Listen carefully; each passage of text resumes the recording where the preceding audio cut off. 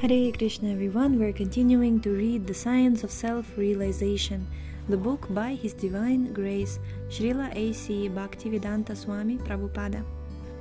Chapter 6, Finding Spiritual Solutions to Material Problems, and this section is called Spiritual Communism. Continuing. Professor Katowski.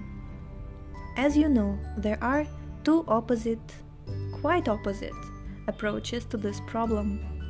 The approach is slightly different according to different religions, but at the same time, any religion recognizes and searches for the change of place experience or transmigration of spirit. In Christian religion, in Judaism, in Srila Prabhupada. I'm not talking religions with you. I'm talking science and philosophy. One religion may accept one way. That is not our concern. We are concerned with the point that if the owner of the body is permanent, in spite of different changes of the body, there should be no difficulty in understanding that when this body changes entirely, the owner of the body will have another body. Professor Katowski. Another approach is that there is no separation. There are no two phenomena. The body and the owner of the body are the same. Srila Prabhupada. Emphatically, no. Professor Katowski. When the body dies, the owner also dies. Srila Prabhupada, no. But why is there no department of knowledge in the university to study this fact scientifically? That is my proposition. They're lacking. It may be as you say, or it may be as I say, but there must be a department of knowledge to study this.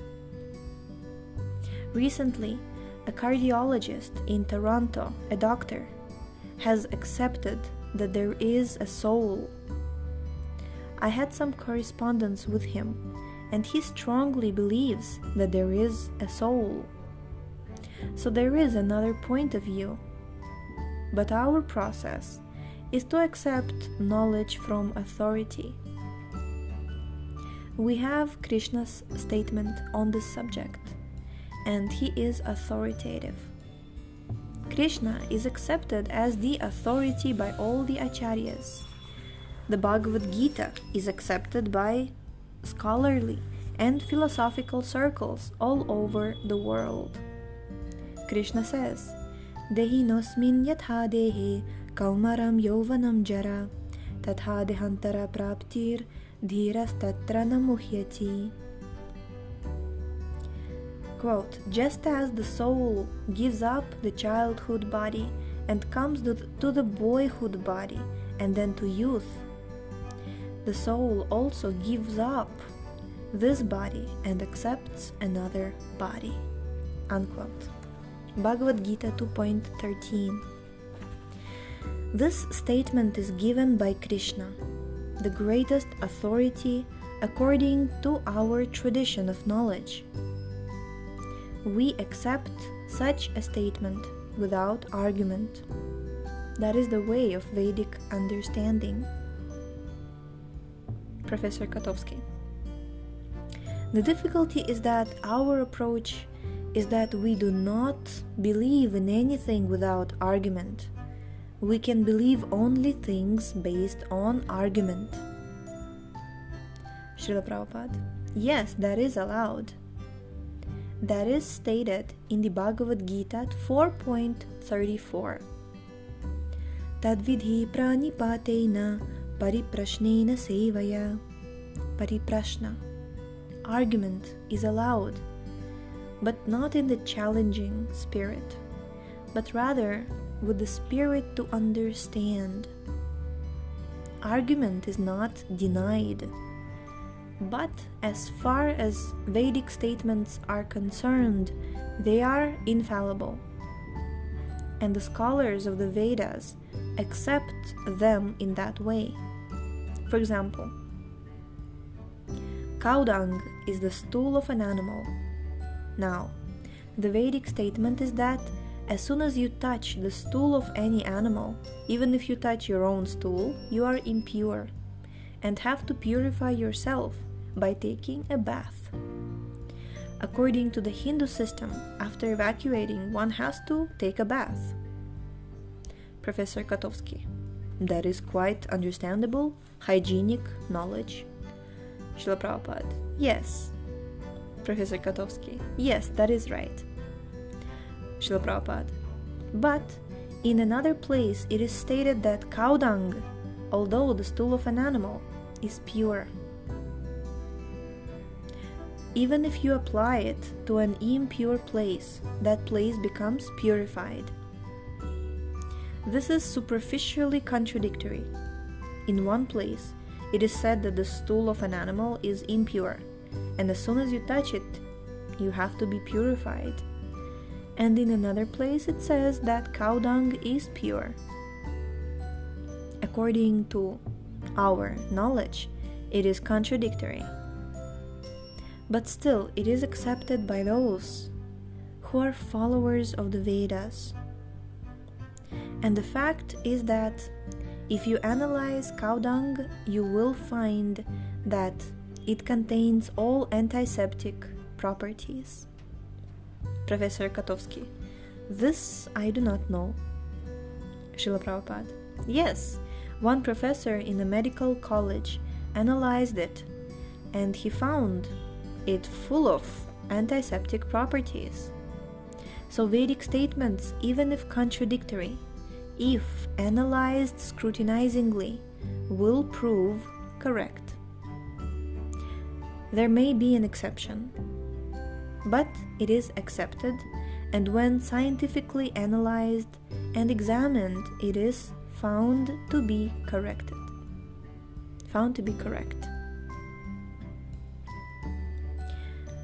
It is found to be correct. Professor Katowski: yes, if you analyze from the scientific point of view, that is right. Srila Prabhupada: there are other instances. For example, the conch shell.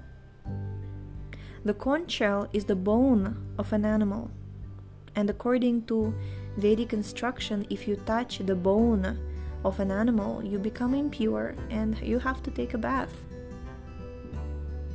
But this conch shell is kept in the deity room because it is accepted as pure by the Vedas.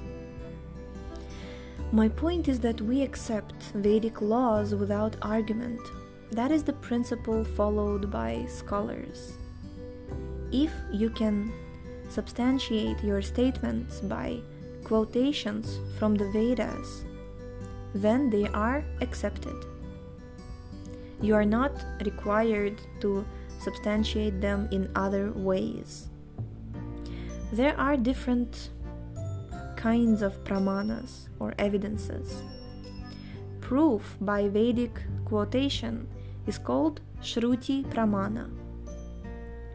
As in the legal court, if you can give statements from the law book, your statement is accepted. So all statements you give, if supported by Shruti Pramanas, are accepted by scholars. I think you know the Vedas are known as Shrutis. Professor Katowski: yes. Srila Prabhupada: Shruti Smriti Puranadi Pancharatra Vidhim Vina Aikantiki Harer Bhaktir Utpatayaiva Kalpate. Bhakti Rasamrita Sindhu 1.2.101. Any system we accept must be supported by evidences of Shruti, Smriti, the Puranas, and Pancharatra. That which is not proved by these pramanas is a disturbance. Professor Katowski: could I just say one thing? What is in the Vedas could also have been proved in a scientific way. Today, suppose there is a scientific laboratory. What is said by that lab is true. That it is true you accept without going into the propriety of it. Suppose you have a scientific workshop or institution. If this workshop or scientific institution says, this is not good, the general body will take it for granted. Yes, the scientific body has said so, so it is understood. Srila Prabhupada. Similarly, Vedic authoritative statements are accepted by the acharyas, great teachers. India is governed by the acharyas, Ramanuja Acharya, Madhavacharya, Shankaracharya.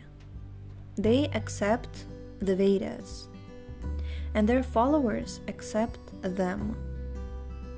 The benefit is that I do not waste my time to research whether cow dung is pure or impure, rather because it is stated in the Vedas to be pure. I accept it. I save my time by accepting the Shruti Pramana. In that way, there are different statements in the Vedas for sociology and politics, or anything, for Veda means knowledge. Sarvasya chaham hridi sannivishto mattah smritir jnanam apohanam cha vidaischa sarvairaham eva vedyo vedanta krid veda videva chaham. Bhagavad Gita 15.15. Professor Katowski. May I put one question to you?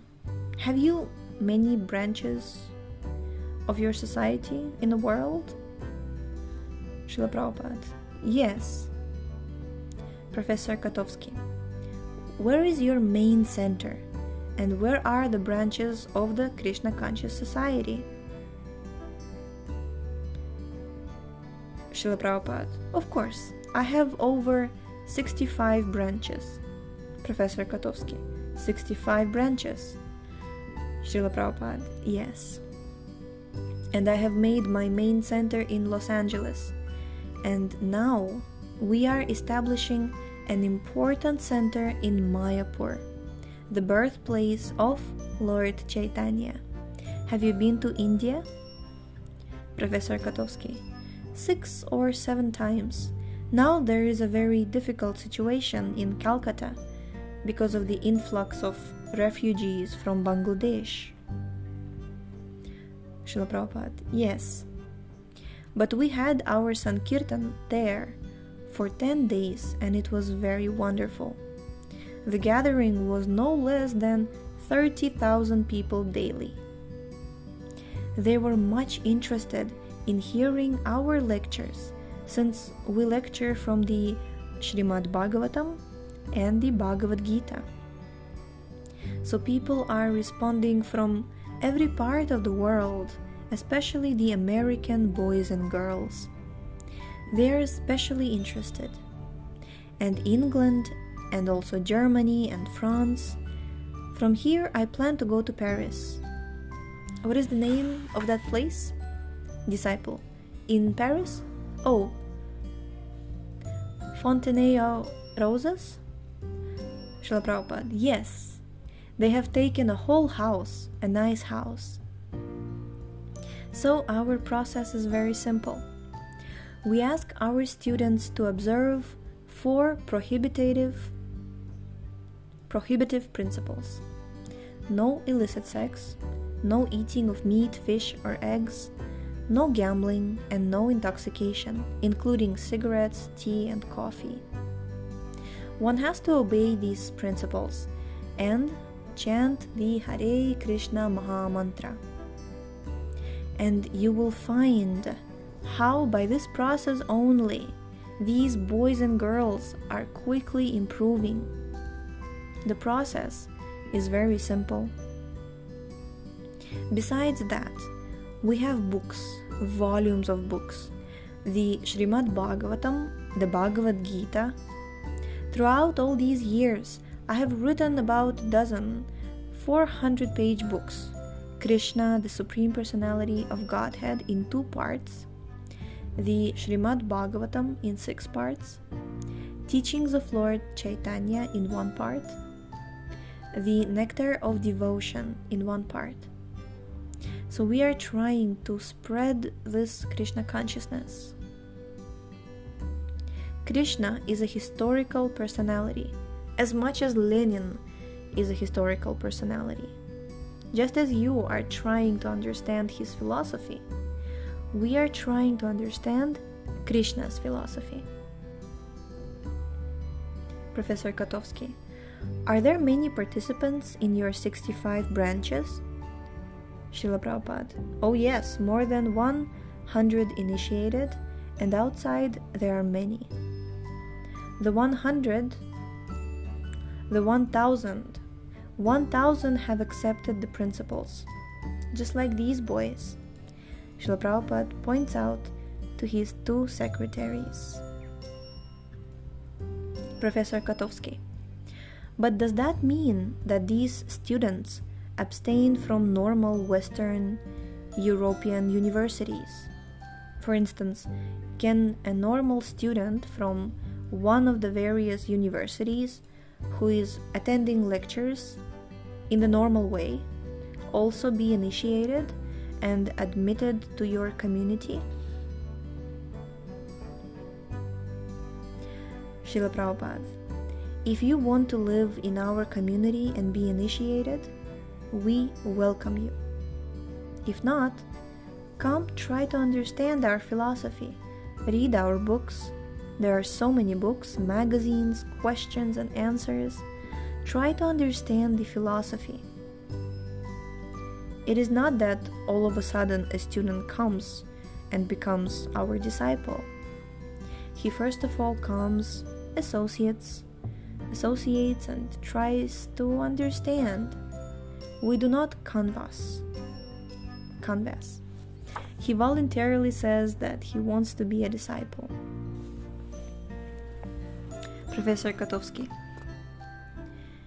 what happens if, for instance, one is not a student but a young worker or the young son of a farmer?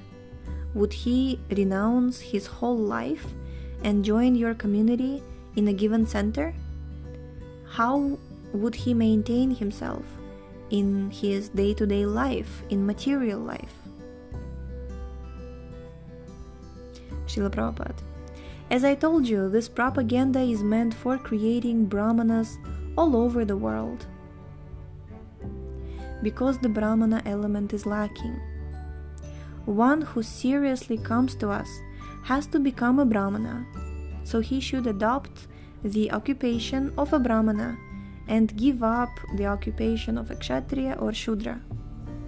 But if one wants to keep his occupation, his profession, and also at the same time understand our movement, that is allowed.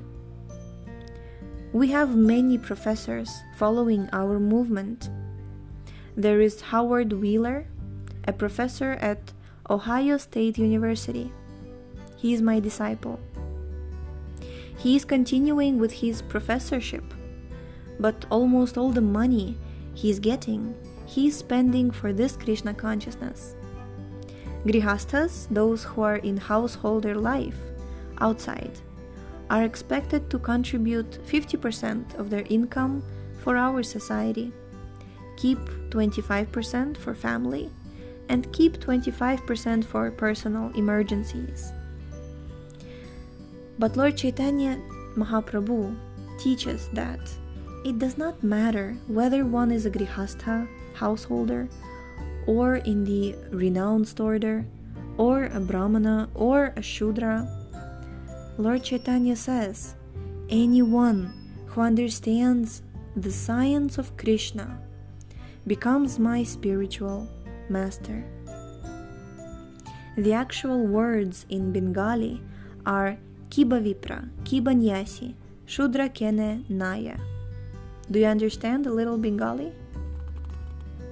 Professor Katowski, a little. Srila Prabhupada, yes, as a vibration. Yei Krishna Tattvaveta Sei Guru Haya. Anyone who understands the science of Krishna can become a spiritual master. Caitanya Charitamrita Madhya 8.128. We're going to stop here for today. Today is the appearance day of Lord Chaitanya Mahaprabhu. It's Gaura Purnima. That's why today it was a long day of celebrations. That's why my tongue is a little bit getting twisted. It was a wonderful day filled with mercy and blessings, and I pray that all of you will always be blessed by Lord Chaitanya and swimming in the nectarian ocean of the holy names and love of God. Yes, so we shall continue tomorrow. Thank you so much for tuning in. The link to this book is in the description. Check out our website shravanamdiaries.com, and we shall see you tomorrow. Hare Krishna.